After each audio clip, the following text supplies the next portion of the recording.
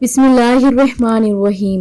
Zainab TV की तरफ से मैं आप लोगों के साथ बहुत ही प्यारी वीडियो शेयर करने जा रही हूँ कि रसूलुल्लाह सल्लल्लाहु अलैहि वसल्लम की वफ़ात का बयान।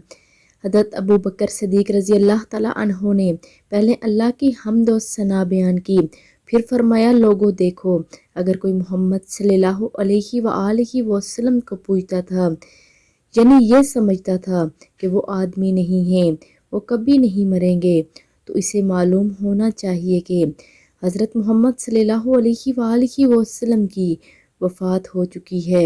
और जो शख्स अल्लाह को पूजा करता था तो अल्लाह हमेशा ज़िंदा है, इसे कभी मौत नहीं आएगी। फिर हज़रत अबू बकर सिद्दीक़ रज़ी अल्लाह ताला अन्हो ने सूरत ज़मर की ये आयत पढ़ी, ए पैगंबर, तू भी मरने वाला है और वो भी मरेंगे। और अल्लाह ताला ने फरमाया कि मोहम्मद सल्लल्लाहु अलैहि वसल्लम सिर्फ एक ही रसूल हैं, इससे पहले भी बहुत से रसूल गुजर चुके हैं। बस क्या अगर वो वफ़ात पा जाएं या इन्हें शहीद कर दिया जाए तो तुम इस्लाम से फिर जाओगे। और जो शख्स अपनी एड़ियों के बल फिर जाए तो वो अल्लाह को कोई नुकसान नहीं पहुंचा सकेगा। और अल्लाह अनकरीब शुक्रगुजार बंदों को बदला देने वाला है। रावी ने बयान किया है कि ये सुनकर लोग फूट फूट कर रोने लगे।